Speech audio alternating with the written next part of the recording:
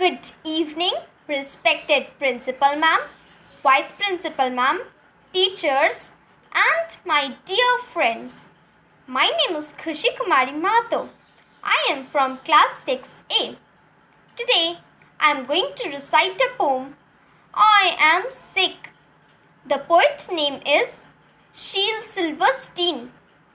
I cannot go to school today, said little Peggy and Mackie. I have the measles and the mumps, a gash, a rash, and purple bumps. My mouth is wet, my throat is dry. I am going blind in my right eye. My tonsils are as big as rocks. I have counted 16 chicken pox. And there's one more, that's 17. And don't you think my face looks green? My leg is cut, my eyes are blue. It might be instamatic flu. I cough and sneeze and gasp and choke.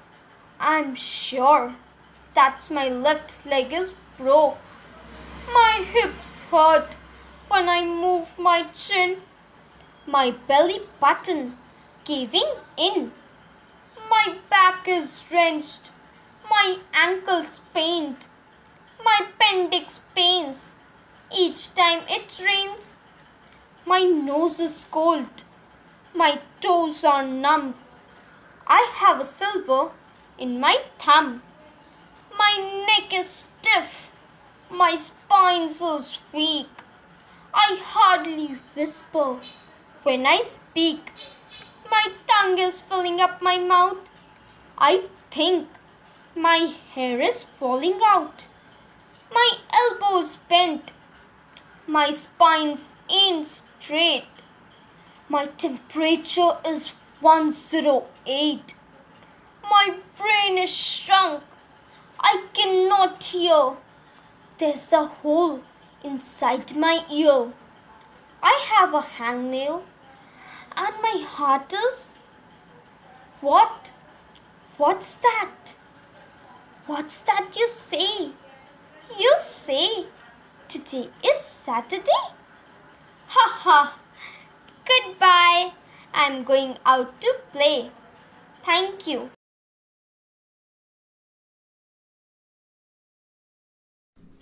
Good morning, Principal Ma'am, Vice Principal Ma'am, and my dear teachers.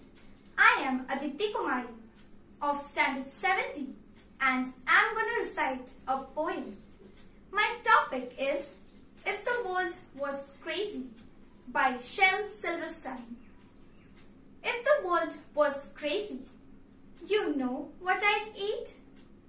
A big slice of soup, a whole quart of meat, a lemonade sandwich, and I might also try some roasted ice cream or a bicycle pie, a nice notebook salad, an underwear roast, an omelette of hats, and some crisp cardboard toast, a thick malted milk made from pencils and daisies. This is what I'd eat if the world was crazy. If the world was crazy, you know what I'd wear? A chocolate suit and a tie of eclair, some marshmallow earmuffs and some licorice shoes. I'd read a paper of peppermint news. I'd call the boys Susie and call the girls Harry. I'd talk through my ears and would always carry a paper umbrella, for it grew hazy, to keep in the rain if the world was crazy. If the world was crazy, you know what I'd do? I'd walk on the oceans and swim in my shoe. I'd fly through the ground and skip through the air. I'd run down the bathtub and wait on the stair. When I met somebody, I'd say, "Goodbye, Joe." And when I was leaving, I'd say, "Hello." The greatest of the men would be silly and lazy. So I would be the king if the world was crazy. Thank you.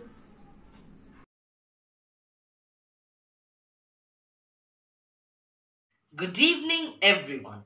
Today I am going to recite the poem A Child Knows the Best, written by Ryzen D'Souza. A mind so clear, welcoming every thought. They are so secure with no worries they have got. They smile with pleasure and say what they feel. A child is a miracle. Your tensions, they can heal. A child believes in no assumptions, but facts. We think of possibilities, and that's what attacks. A child is never wrong, but situations can be, cause they share everything, even if we don't see. Don't scold at a child. Don't develop a fear. Let that smile always remain in the cheer. A little appreciation is what that they need. Your acceptance and approval will help them to lead. We have forgotten many things. If you just reflect, look at a child, your heart will say, a child knows the best. Thank you.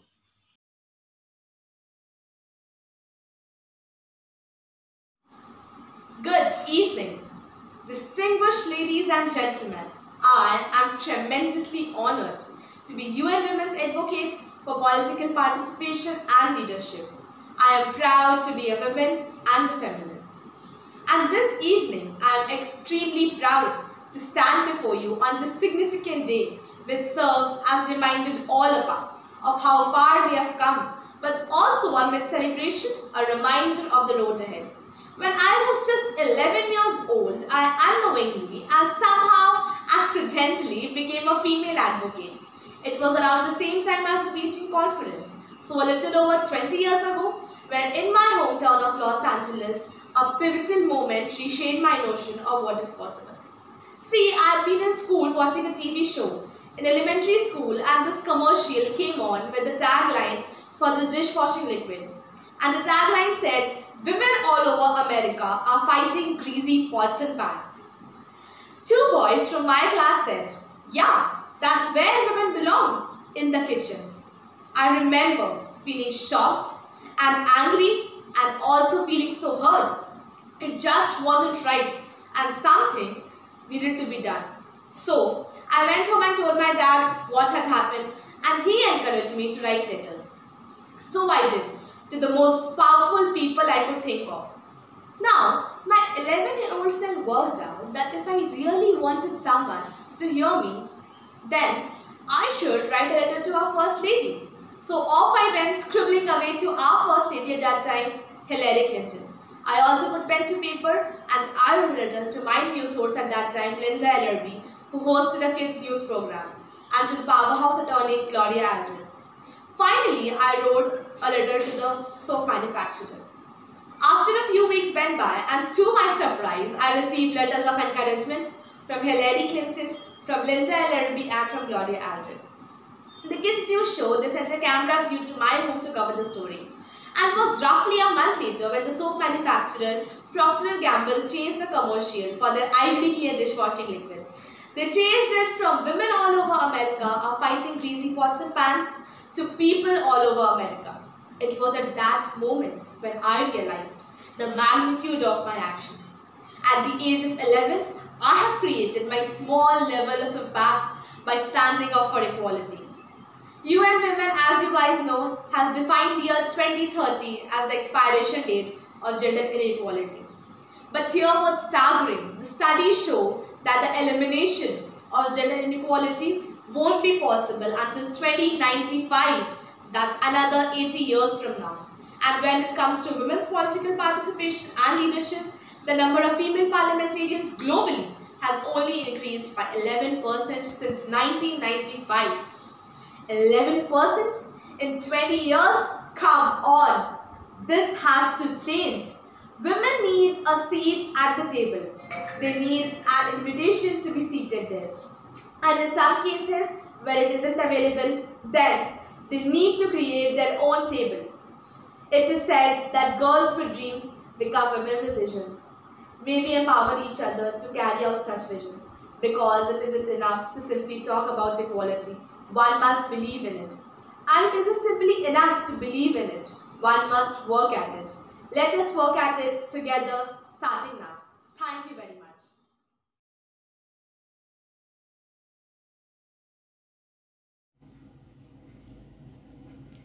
I am Ashpreet Kaur from Standard 10A. Today, I will be delivering a speech on the quality of mercy given by Portia in the famous play by William Shakespeare, The Merchant of Venice. The quality of mercy is not strained. It droppeth as the gentle rain from heaven upon the place beneath. It is twice blessed. It blesseth him that gives and him that takes. 'Tis mightiest in the mightiest. It becomes the throned monarch better than his crown. His scepter shows the force of temporal power, the attribute to awe and majesty, wherein doth sit the dread and fear of kings. But mercy is above the sceptered sway. It is enthroned in the hearts of kings. It is an attribute to God himself. And earthly power doth then show likest gods when mercy seasons justice. Therefore, Jew, though justice be thy plea, consider this, that in the course of justice, none of us should see salvation. We do pray for mercy, and that same prayer doth teach us all to render the deeds of mercy. I have spoke thus much to mitigate the justice of thy plea, which if thou follow this strict code of Venice, must needs give sentence against the merchant there. Thank you.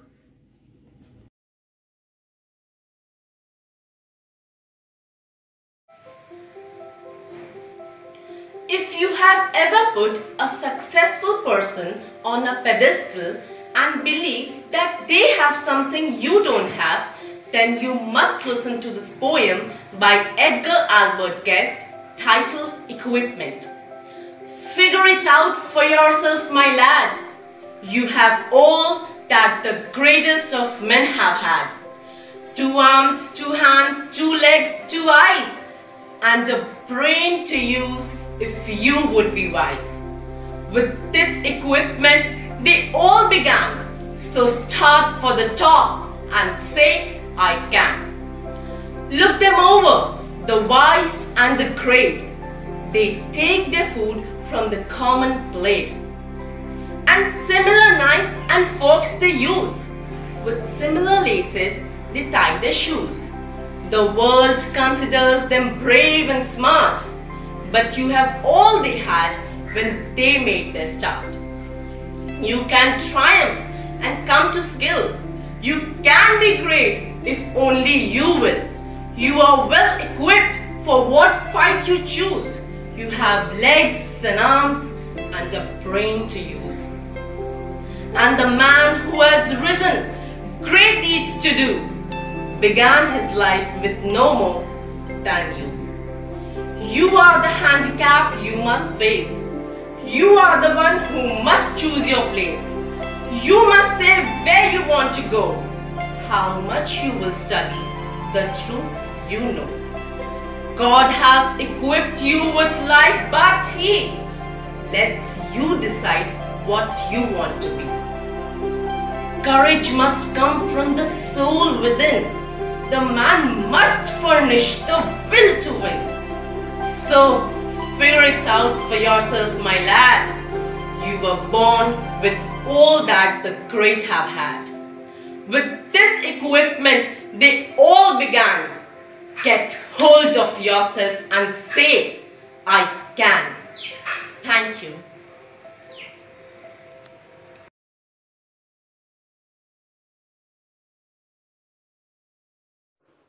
Life. How beautiful it is. How amazing it is to be able to rise up in the morning and have that sun shine on your face rather than on your grave. What makes life so unique and so beautiful?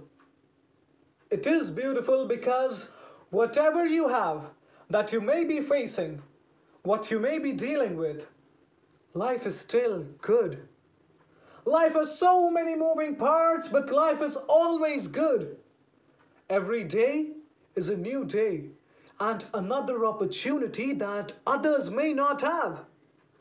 This life that you have been given, this life that you are temporarily holding on to, this life that has been given to you for temporary reasons has more meaning than you can ever imagine. So many people in the world take life for granted, instead of realizing that you have to take the opportunity to live it in the best way you know how. Now, on this journey of life, you are going to face a significant amount of circumstances, a significant amount of challenges. You are going to fall into areas that you may not understand, or maybe it's not in the position for you to understand. When you start feeling that you don't love your life anymore, then shame on you. Because your life is a beautiful thing and no one deserves to ruin it. No one deserves to control it. No one deserves to steal your joy. There are gonna be so many different things that you will embark on. There are gonna be so many different things that will try to slow you down. There are gonna be so many different challenges you must face. But instead of running away from the challenge, run towards the challenge. Be able to understand that life has meaning. It has reason.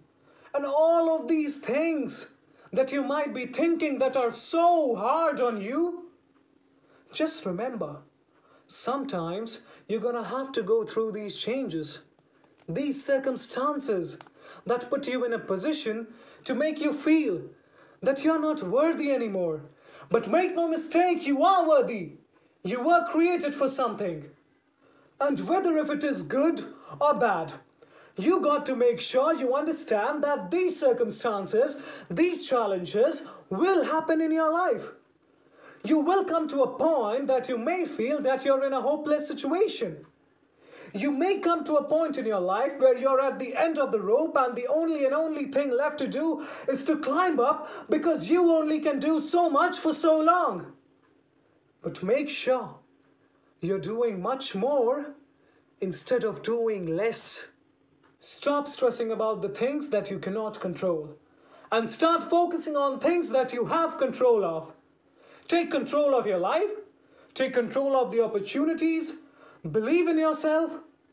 So many people out right now are miserable and they'll try their best to take you with them. Do not let misery to control the life you have. Do not let anyone tell you how to live it. Do not let anyone validate your purpose. Do not let anyone validate your destiny.